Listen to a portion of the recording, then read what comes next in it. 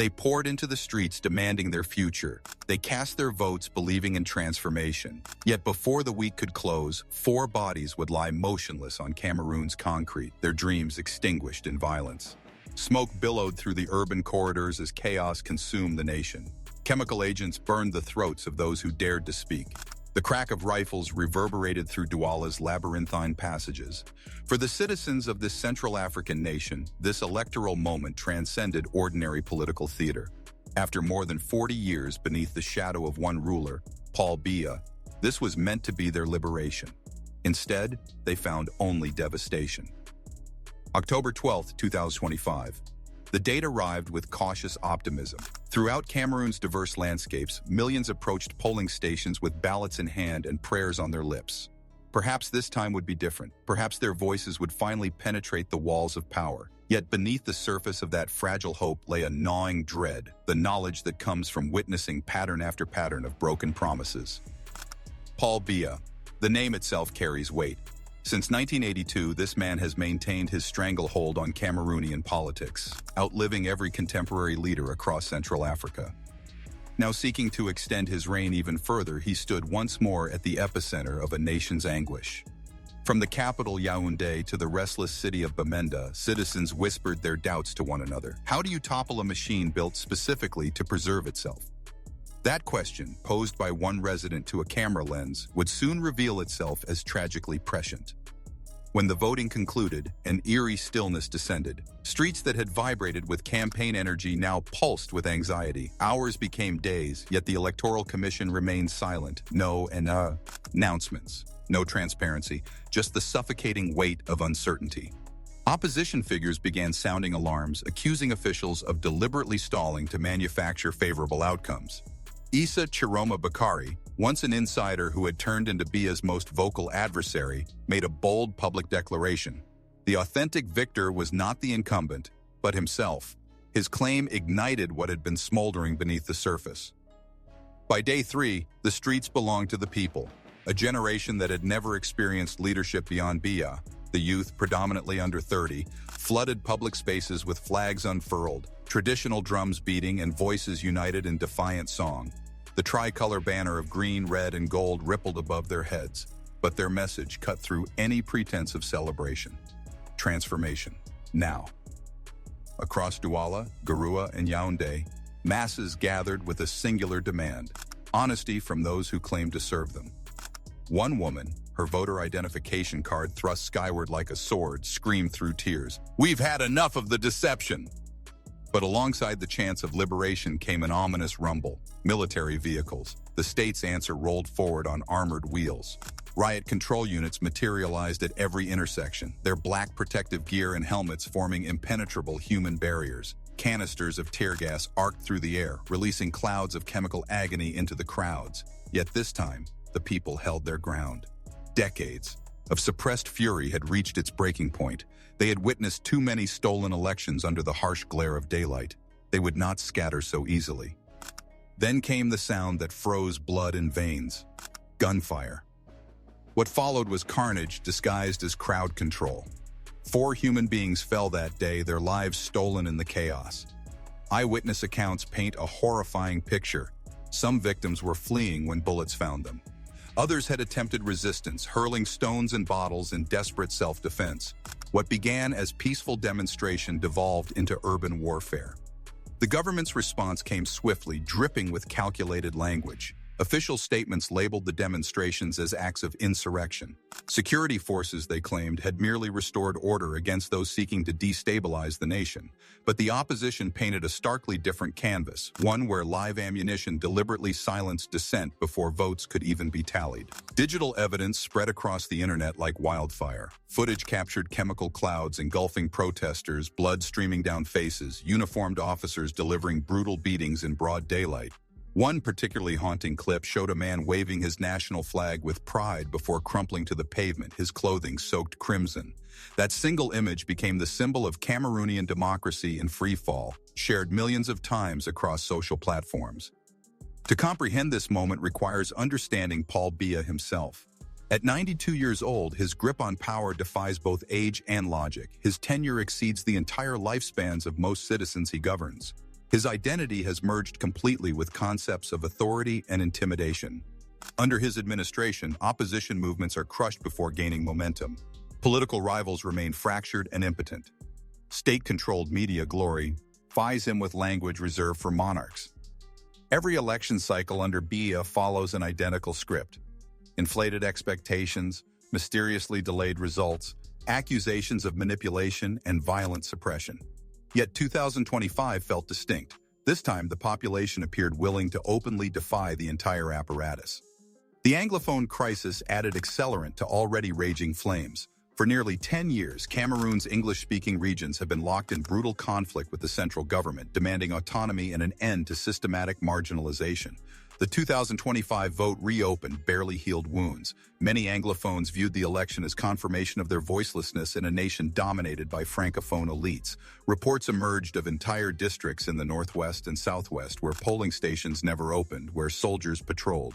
When Biya's victory was finally proclaimed, the nation erupted. State television announced his triumph with rehearsed celebration, crowning him for an unprecedented 8th term. In the capital, loyalists danced in streets, brandishing his portrait like a religious icon, chanting his name in devotion. But across the rest of Cameroon, disbelief transformed into volcanic rage. How does a man rule for 43 years and still invoke the language of democracy? One protester demanded during a live stream, moments before police chased him into the shadows. International observers from the African Union and similar organizations expressed measured concern while carefully avoiding outright condemnation. Western powers issued generic calls for calm, refusing to align themselves with either faction. To ordinary Cameroonians, it felt like abandonment, the world averting its gaze from their suffering yet again. The deaths in Duala transcended individual tragedy to become national symbolism. 4 lives extinguished, 4 families shattered. In a country where political killings frequently disappear from official records, these victims may never appear in government documentation, yet their deaths narrate a story of resistance against a system older than their own existence, against a president who constructed an empire from fear and enforced silence. Their blood became ink, writing a new chapter in Cameroon's prolonged struggle for dignity. Social media platforms exploded with activism. On X, formerly Twitter, and TikTok, young Cameroonians began circulating photographs of the deceased. Hashtags like #FreeCameroon and #EndDictatorship gained traction throughout African political spaces. Influencers, activists, and artists amplified the cause, labeling the situation a democracy murdered in plain sight. But truth and suppression raced each other. Internet connectivity in strategic areas slowed to crawls. Activists reported surveillance and detention. Human rights organizations issued warnings that the regime was attempting to bury the narrative before international media could amplify it. Yet the images, flags raised high amid chemical clouds, had already escaped containment. Meanwhile, Paul Biya remained conspicuously silent. Within his opulent Presidente, Al Palace in Yaoundé, protected by military personnel and surrounded by meticulously maintained gardens, he offered no public address. Not a word about the protests, not an acknowledgement of the dead. State broadcasts focused exclusively on manufactured narratives of peace and unity, displaying footage of smiling citizens congratulating their president. But on the ground, fury boiled over. "They murder us, then label it peacekeeping," one protester stated with bitter clarity. "They silence our voices, then call it democracy." Many Cameroonians now believe the ballot box will never deliver genuine change. The 2025 election has carved the chasm between government and governed deeper than ever. To them, Biya's victory doesn't represent democratic legitimacy. It represents survival, a system engineered to outlast any challenge through intimidation and force. Political analysts suggest this post-election violence could signal a dangerous inflection point. Trust between state and citizens has disintegrated completely. Military loyalty remains with Biya. The opposition remains too fragmented to unite behind a cohesive vision. This volatile combination suggests that frustration will fester, potentially erupting into greater violence. But Cameroon's youth are no longer paralyzed by fear. For years, intimidation kept voices muted. In 2025, that fear shattered. These protests demonstrated that an entire generation, one that has never known alternative leadership, now stands ready to challenge entrenched power. They may not have succeeded this time, but they've transmitted a message that resonates far beyond Cameroonian borders. Throughout Africa, where aging leaders maintain power through decades of manipulation, the sight of young Cameroonians confronting tanks and bullets serves as a warning. an unmistakable signal that the era of enforced silence is ending. In the aftermath, families grieve.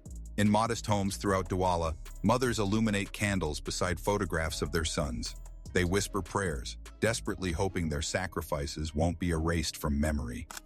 Their grief has become inherently political, a demand for justice in a nation where justice remains tragically elusive. One mother told journalists, "My son believed Cameroon could be better. Now he's gone, but his vision will survive." Her words encapsulate this moment perfectly.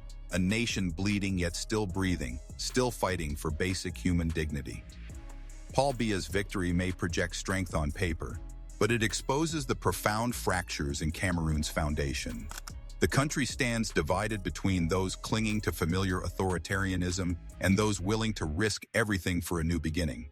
The question has evolved beyond who won the election to how many more lives will be sacrificed before authentic change arrives. Because behind every official statement, every headline, every promise of stability exist human beings, the 4 who died and countless others who've suffered in silence.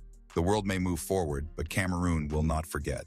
The smoke will eventually dissipate. The streets will clear. State television will resume Humit's predictable praise. But beneath that manufactured calm, the embers of resistance will continue glowing. The youth will remember the chemical burns, the bullets, the lies, and they will rise again, not merely to protest, but to reclaim the democracy they were promised. Because no regime, regardless of its longevity, can outlive the collective will of its people forever. Ultimately, the story of Cameroon's 2025 election isn't about Paul Biya's victory. It's about the people who refuse to accept defeat. 4 lives extinguished, yet millions awakened. Their blood marks the precise moment when fear died and resistance was born.